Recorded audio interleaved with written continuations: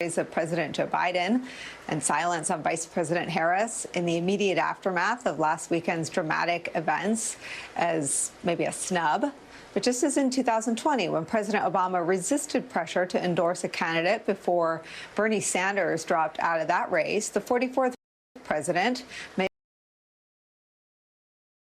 have sought to avoid putting his thumb on the scale within his own party. New York Times explaining it this way, quote, one person familiar with Mr. Obama's thinking said this week that he saw his role as helping to quickly unite the party once we have a nominee. But Harris's burgeoning appeal is not confined to big and important political figures, as vital as they are. No, what makes this moment so unique in our politics for the vice president and her campaign, what makes her candidacy so potent and frankly terrifying for Republicans, is what's happening everywhere else, propelled by a sense of newness and optimism and generational change. Harris's campaign is raking in cash from first-time small donors, just as big donors are homing in, previously disengaged Americans are waking up to this election, connecting with the Democrats' messaging anew, online and in person, perhaps heeding the call from the most beloved contributors to our American culture who are also tuning in. Some see the Obama endorsement as a holy grail, and it is, but don't underestimate the effectiveness of something like this from NBA superstar Steph Curry. Vice President Harris is primed to bring her energy to this campaign, and hopefully, if she's on the ticket winning the election, like it's a big deal to say the least. And she represents the Bay Area. She's been a big supporter of us, and so I want to give that energy right back to her. There are 102 days, but who's counting, until the presidential election? It is an eternity in politics, especially if the last week is any guide.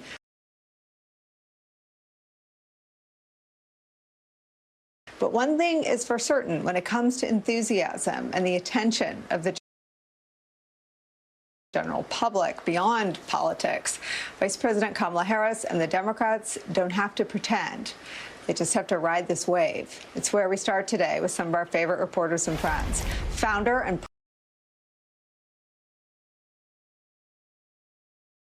president of the National Action Network, host of MSNBC's Politics Nation, the Reverend Al Sharpton is here. Also joining us, Democratic pollster and MSNBC political analyst Cornell Belcher is here. Hollywood reporter, special correspondent, our friend Lachlan Cartwright is back with us. And Los Angeles Times political writer Seema Mehta is here. Rev, I want to start with you. The work has to be done. Of course it does. It always does. And the vice president has achieved this thing in politics that is impossible to manufacture. There are debates because there are opportunities for each side to switch the momentum. There are conventions because it's widely thought of as one of the only opportunities to change the dynamic in a presidential race. Other than an outside event, and we've had just a few of those in the last 3 weeks, momentum is next to impossible to create or manufacture. And Vice President Kamala Harris has just about all of it. She has all of it, and she knows how to handle it. What she has to be wary of, and I've told her this, is you're running against probably the most unconventional presidential candidate in history who has no boundaries. You have no idea what he's going to do from one moment to the next, because he has no idea what he's going to do from one moment to the next. But let's remember, for the first time in American history, you're running against someone who not only was former president, that's happened before, but you're running against someone who is running for his freedom and his money. This man has absolutely facing 3 more potential trials, already convicted of 34 felonies, and will be sentenced probably before the election, whatever that will be. And he's already had a judgment against him in over $500 million. So he has everything that he has to fight for here. And if he fights desperate, we don't know what that would look like. So I think she's got to fight not only like she's the underdog, but that she's fighting someone that has no principles and no boundaries. Cornell, I like that contrast, though. He's fighting for his freedom. She's fighting for ours. She has grabbed the mantle of freedom. It's her walkout song at this point. It's the track in the first video that the campaign released. And it is her message. It's how she's articulating the fight for safety from gun violence, the fight to make our own choices as women about our bodies. She's wrapping it all in freedom. Good choices? Well, it's almost as though she's been listening to your show for the last 5 or 6 months, because it's something that we've been leaning into. Maybe she's watching you right now, but it's something that we've been leaning into. Yeah.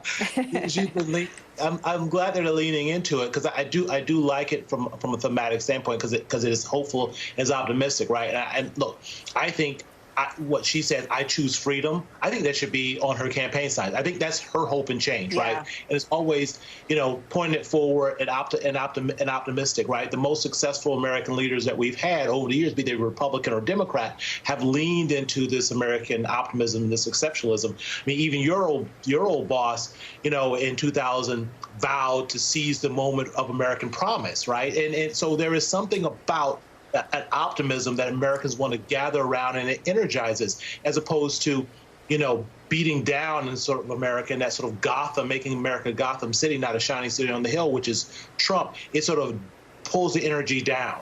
I think this is something that pulls the energy up, and it sort of helps mobilize voters, but it also means higher turnout. I'm building and looking at things right now at a higher turnout today than I thought we would see if that was building this a month ago, looking at sort of where voters were, especially younger voters were at that time. I think we're on track now to actually have really strong turnout because of the momentum and the energy. Cornell, you never sugarcoat things. What are you, as you sort of look at the race today and how it's changed with President Biden stepping out of the race and endorsing the vice president and her solidifying support, how do you sort of evaluate the state of the race today?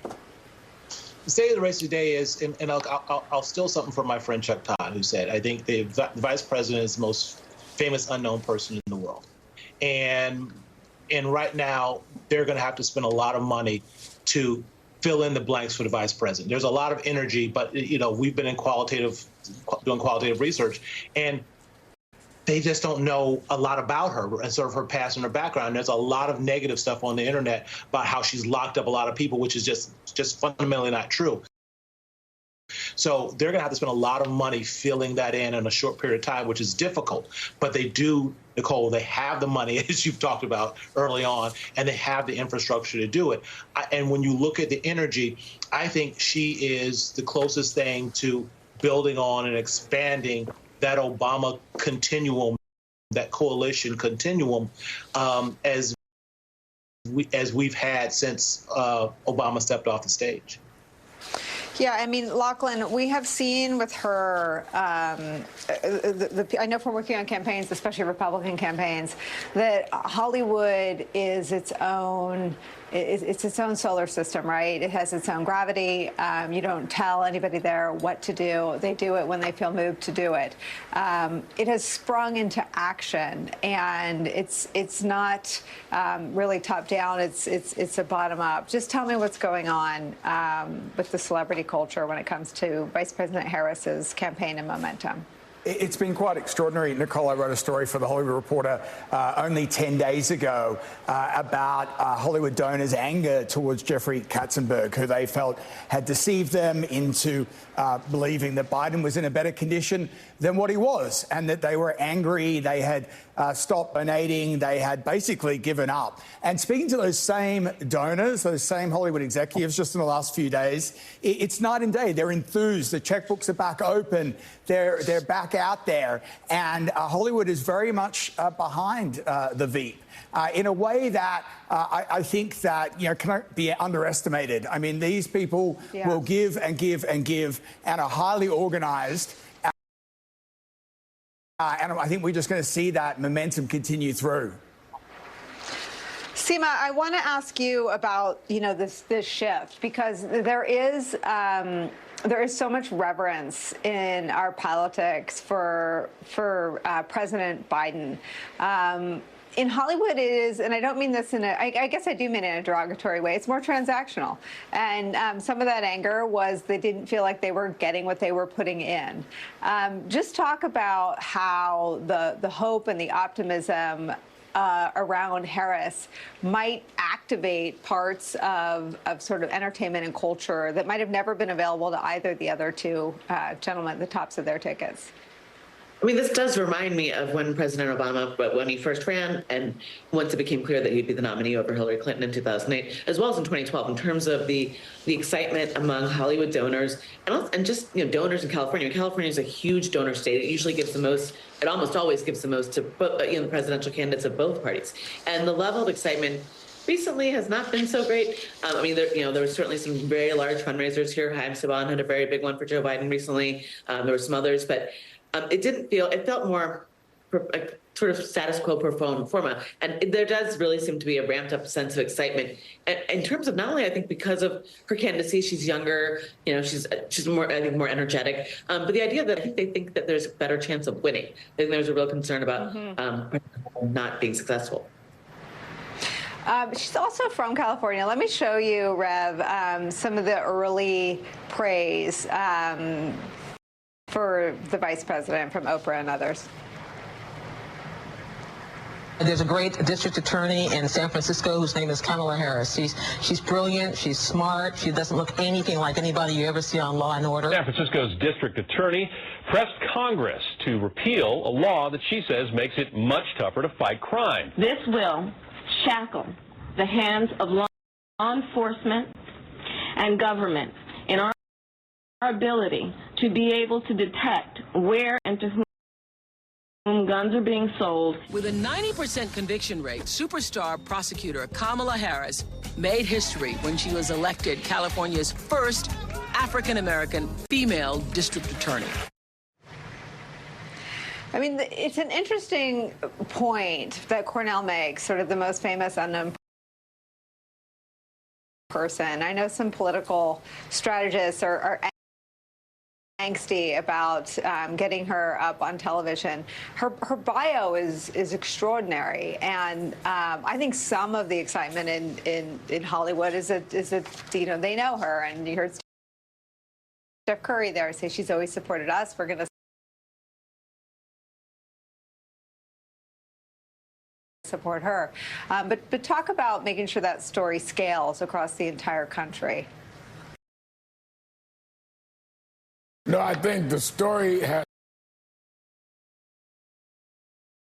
to be brought across the country, and no one knows better how to do that than Cornell Belcher. But I think that when you look at the fact that she was able to have a law enforcement background in terms of district attorney in San Francisco, state attorney general in California, and then on to the Senate, every time she had some effort by others, her opponents, to say, oh, she's with the cops, which is what Cornell was referring to, she won anyway.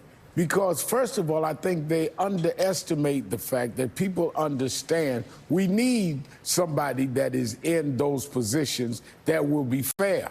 But at the same time, we need to put that message out there so it's not distorted as some are doing. Because if you put her record up against Donald